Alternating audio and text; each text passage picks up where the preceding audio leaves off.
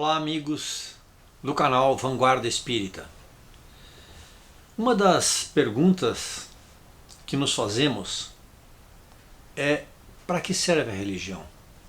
Para que eu realmente preciso da religião? O que a religião vai me trazer de bom no futuro? Porque eu não poderia viver sem a religião. Além da base moral, da base espiritual, não é?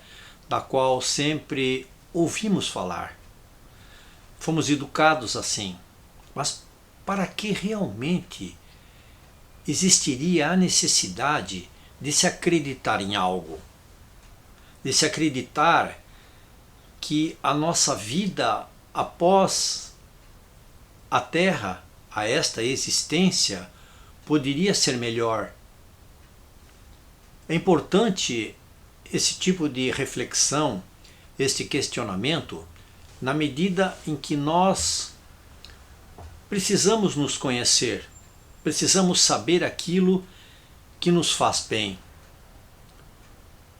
O conforto espiritual, o conforto contido na religião, ele nos facilita as dificuldades do nosso dia a dia, as provas do nosso dia a dia.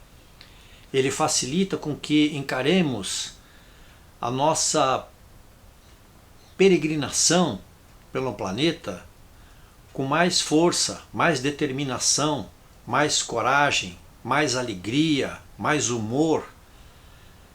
E isto tudo passa pelo acreditar na vida futura, na vida após a morte.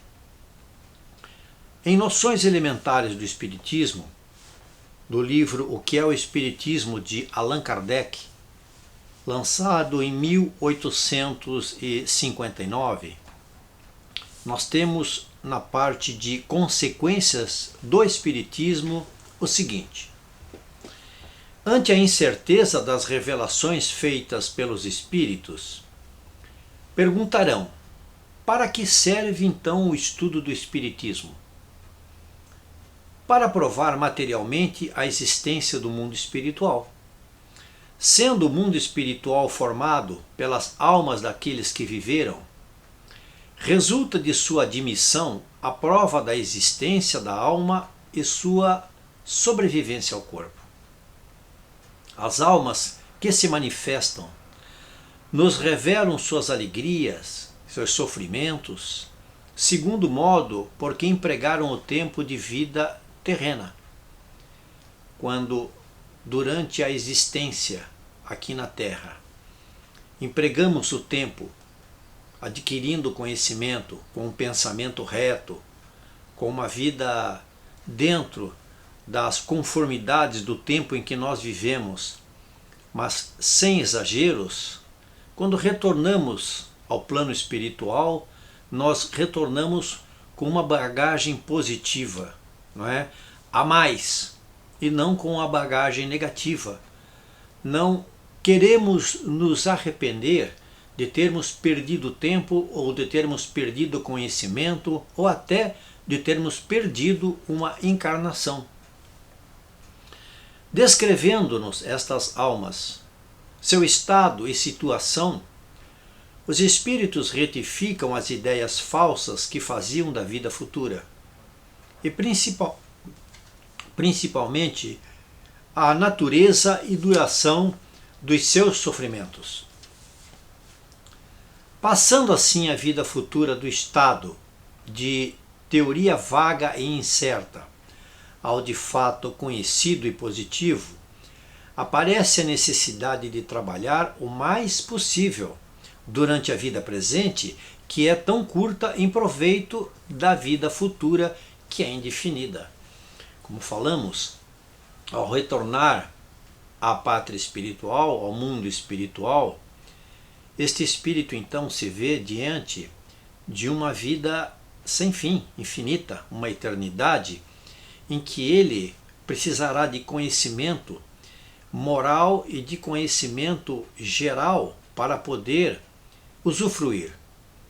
E este conhecimento, esta ideia de nós nos adiantarmos na nossa elevação moral, na nossa elevação espiritual, ela ocorre no planeta em que nós estamos encarnados. Neste caso especificamente, estamos falando então do planeta Terra. A importância que se dá aos bens materiais excita a cobiça, a inveja e o ciúme. Do que tem pouco contra aquele que tem muito. Da cobiça ao desejo de adquirir por qualquer preço o que o vizinho possui.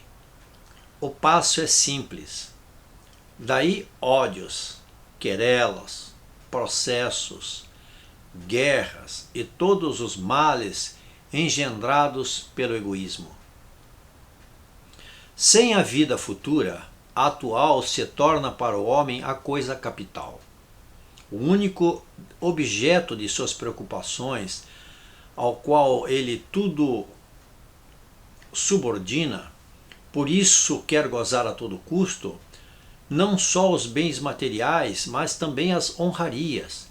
Isto inspira-o a brilhar, a elevar-se acima dos outros, eclipsar os vizinhos por seu fausto e posição.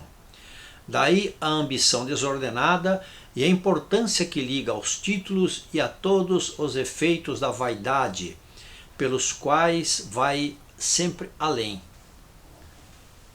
E é uma verdade. Se nós pensarmos com lógica de que esta vida seria única, de que não teríamos a possibilidade de continuarmos uma outra existência, de termos outras existências, o pensamento racional seria usufruir tudo o que pudéssemos durante a presente encarnação, durante a presente vida.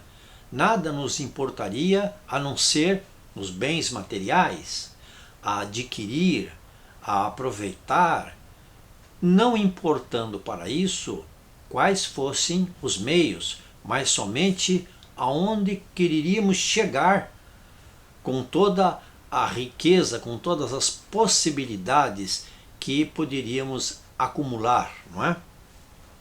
Diante da infinidade e grandeza da vida de além-túmulo, a vida terrena some-se como um segundo na contagem dos séculos, como grão de areia ao lado de uma montanha. Tudo se torna pequeno, mesquinho, e ficamos pasmo de haver dado importância a coisas tão rápidas, tão passageiras. Esta é uma ideia da qual nós, quando refletimos, quando paramos um pouquinho em nossa casa, não é? No nosso quarto, na sala, sozinhos, escutando uma música tranquila, pensando na fragilidade da vida, o quanto ela é rápida, o quanto ela passa num piscar de olhos, é uma nuvem passageira. O que eu vou fazer quando chegar do outro lado, no mundo espiritual? Ninguém quer que a vida acabe. Ninguém pensa em sofrer. Nós, na verdade, não fomos feitos para sofrer. Deus nos criou para a felicidade, para as alegrias.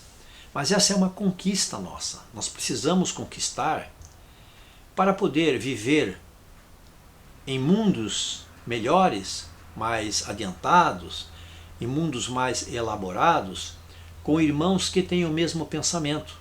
De nada serviria sermos bons, sermos sábios, sermos alegres, felizes e termos ao nosso lado os problemas do dia a dia que impediriam que esta felicidade, que este bom humor, que esta alegria, que a nossa correção em tudo, não é, fosse de poucos, que os outros em torno de nós fossem completamente diferentes.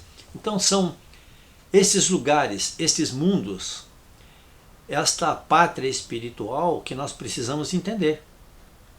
Nós vamos sair daqui com a bagagem moral e espiritual que conquistarmos aqui na Terra.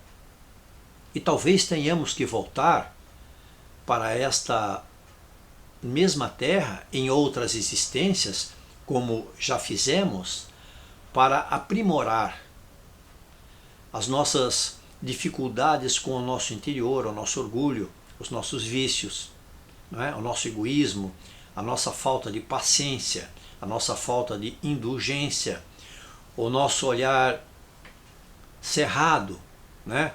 Para os que sofrem mais, para os que têm menos. Quando nós apurarmos este nosso interior, quando nós acendermos a luz que vai iluminar a nossa mente espiritual, teremos então possibilidades de conviver com pessoas, com espíritos que pensem da mesma forma, num ambiente mais tranquilo, mais feliz, que é o objetivo de todo o espírito que quer acender as luzes da espiritualidade. A demonstração da existência do mundo espiritual que nos cerca e de sua ação sobre o mundo corporal é a revelação de uma das forças da natureza. É, por consequência, a chave de grande número de fenômenos até agora incompreendidos, tanto na ordem física quanto na ordem moral. Quando a ciência levar em conta essa nova força, até hoje desconhecida, retificará imenso número de erros, provenientes de atribuir tudo a uma única causa, a matéria. A ciência, como outros que convivem conosco, devem dar a atenção ao mundo espiritual, à espiritualidade, àquilo que acontece fora do que podemos ver, do mundo invisível. É uma verdade, é uma realidade insofismável, a qual, com o tempo, todos os que a procuram e estiverem maduros para entender, serão melhores e mais felizes. Vamos caminhando juntos para chegarmos lá. Amigos do Vanguarda, inscrevam-se, compartilhem, toquem no sininho para receberem as nossas novidades aqui no canal. Muito obrigado a todos.